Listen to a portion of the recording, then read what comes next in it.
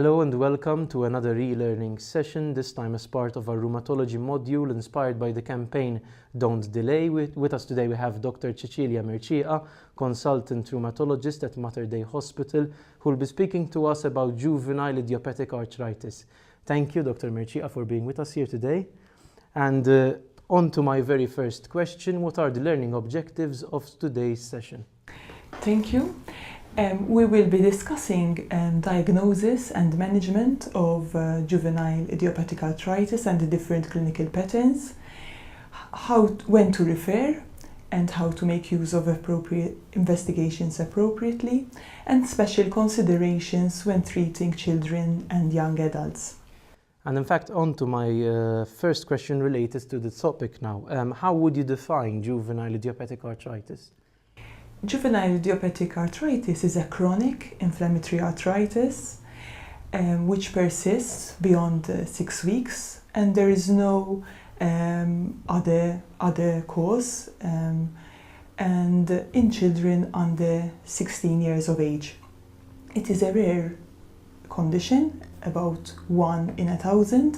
However, it's very important to recognize early because it has significant morbidity and mortality, and the earlier you treat, the better the outcomes. Juvenile idiopathic arthritis can have many mimics, which we will discuss as well, and important ones such as septic arthritis, lymphoma. So it's very important that one is aware to make sure that the necessary referrals are done. And in fact, you've mentioned early recognition, which is very important. So what are the salient clinical features when we discuss juvenile idiopathic arthritis? There are some common features. For example, parents might know that children are limping, particularly early in the morning, or they're not as active, or that there is some swelling, for example, knees or ankles. They might not be moving, for example, their elbows or their wrists as they used to before. There are some types of JIA, like for example systemic, where kids are very sick with high fevers, rashes, and they have lost their appetite. Pain is not that common in kids. So if kids don't complain of pain, that doesn't mean that they don't have JIA. I would say more limping and swelling are the main features. You've mentioned the type of juvenile idiopathic arthritis, systemic, JIA, but there are a number of subtypes. Can you please clarify? So JIA is rather an umbrella term, and the EULAR have come up with this classifications of 7 subtypes. There is a systemic JIA, polyarticular, which can be rheumatoid factor positive and rheumatoid factor negative, oligoarticular, which means when there are less than 4 joints. If eventually within the first 6 months there are more than 4 joints, it becomes oligoarticular extended. There is also psoriatic JIA and enthesitis related. We will perhaps touch on these 7 subtypes later on as well. And you've also mentioned that obviously when we tend to see a patient with joint pain or joint swelling, we may have to delve into a number of differential diagnoses before resorting to this diagnosis. Can you clarify about these?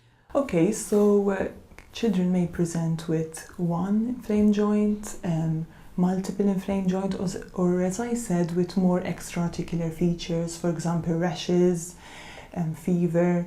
So, for example, if there is a single inflamed joint, it's important, the main diagnosis, to exclude the septic arthritis, but there are others such as osteomyelitis, reactive hemarthrosis. If there are multiple inflamed joints, one needs to keep in mind others such as Henoch-Schönlein, SLE.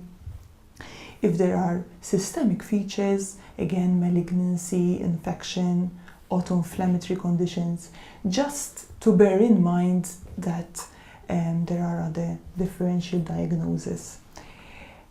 Also, sometimes parents come in with their kids because they don't have swelling or limping, but perhaps there are non-specific pains, and these are actually commoner.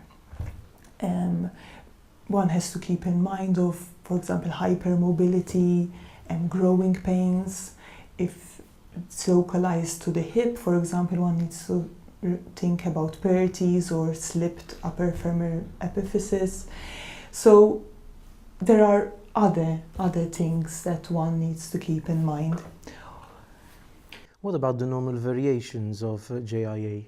So in kids, obviously, one has to keep in mind that growth doesn't occur in a straight line. There is always some degree of asymmetry. Sometimes parents come in because they're worried that they have bow legs or knock knees, and these are normal variation. In fact, babies are born with bow legs up to 2 years, and between age 5-7, knock knees of up to 15 degrees is normal. So this is nothing to be concerned about, and it will be corrected. Obviously, beyond that, one needs to seek medical attention.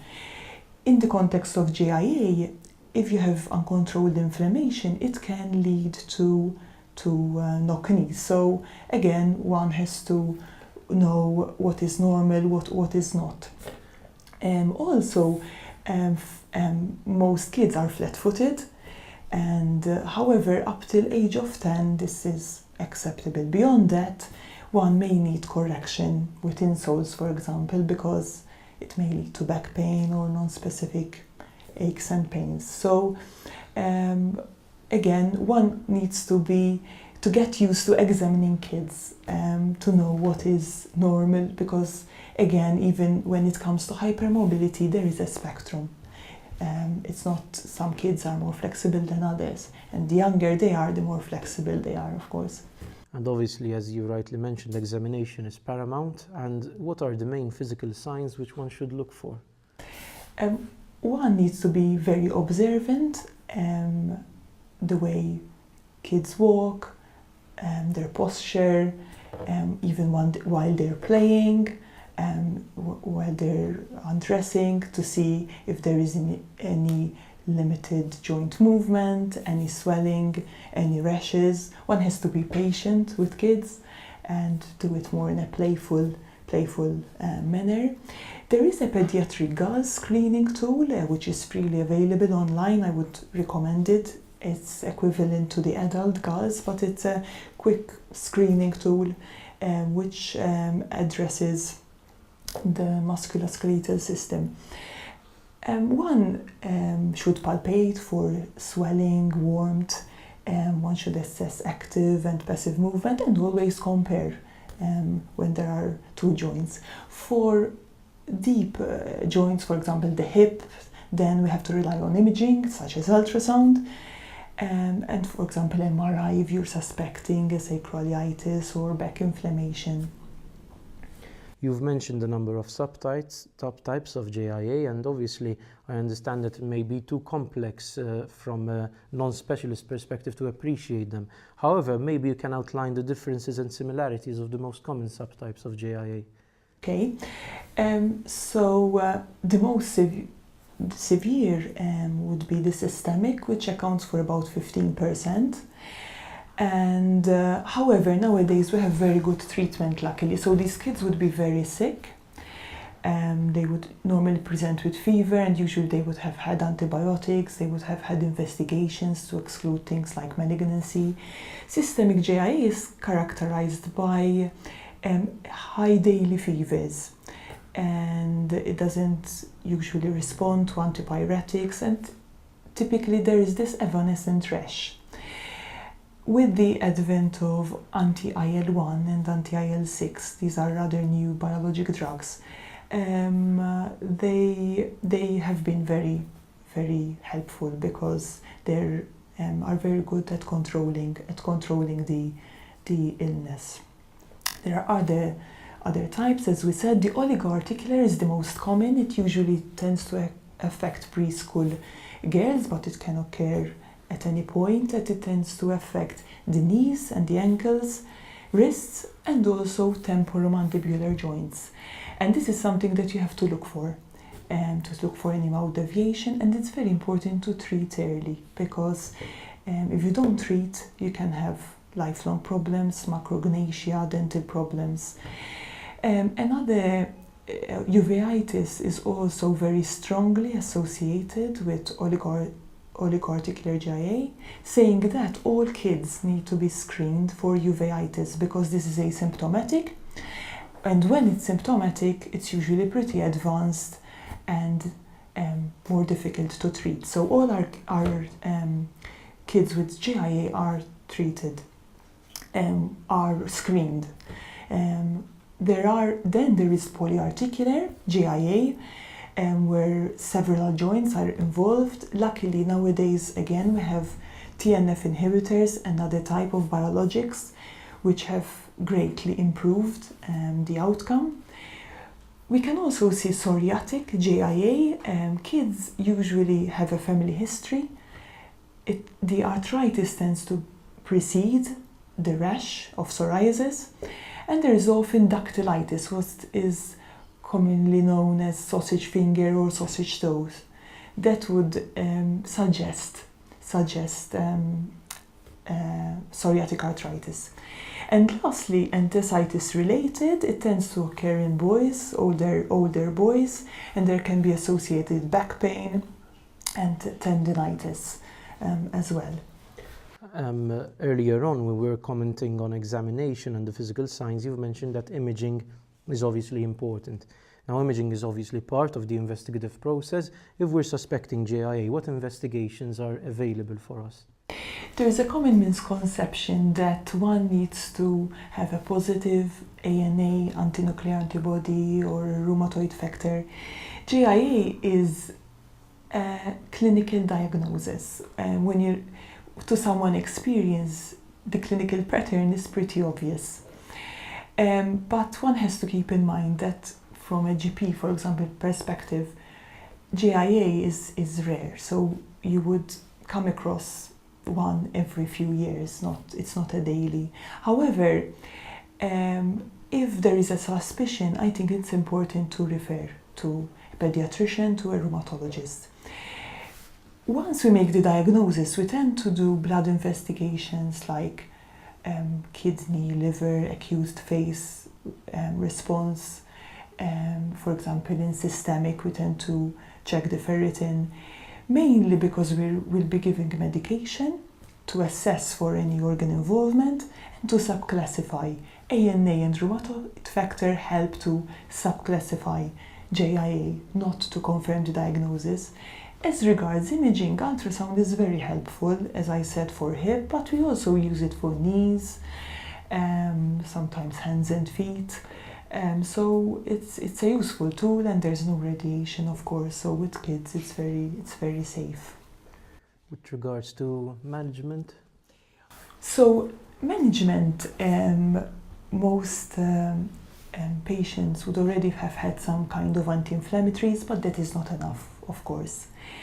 With GIA, it's a chronic condition, so it's important to keep in mind that it's important to maintain quality of life and preserve joint function. And one needs to involve the parents as well, and educate the parents about the condition, about the treatment, and it's again, one needs to adopt a step-up approach. For kids that don't have more than 3 joints, have a few joints, we tend to do intra-articular glucocorticoid injections. They work very well. We do them under general anesthesia. If more than 3 joints are involved or they're not responding, we tend to move on to DMARDs, and very often we use methotrexate.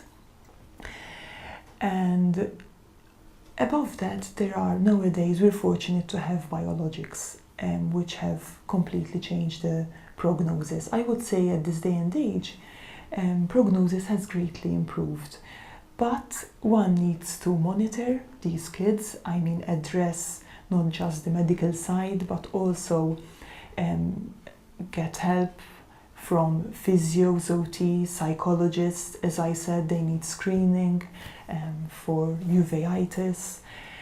Well, sometimes we need to involve other specialists, for example, dental. So it's something that needs a specialist. As rheumatologists, we also work closely with the pediatricians if they have any side effects with treatments, etc. And obviously, with regards to management, you've highlighted the need for a holistic approach and also taking into account possibly the psychosocial aspects of the disease and how it burdens the patient and his carers. What can you comment about how it affects the transition of children to adolescence and so on? With children with chronic illnesses, they don't just have the challenge of the illness, they also have, as they grow into adolescence, they have social challenges, education. One needs to make sure that if they are supported in terms of education. So at Mater Dei, actually, we started this adolescent clinic where we have more time. We also have the support of a nurse specialist, which addresses certain issues. So I think it's not just a transition has to be planned, and one has to be also address issues like self-esteem, development, how to communicate.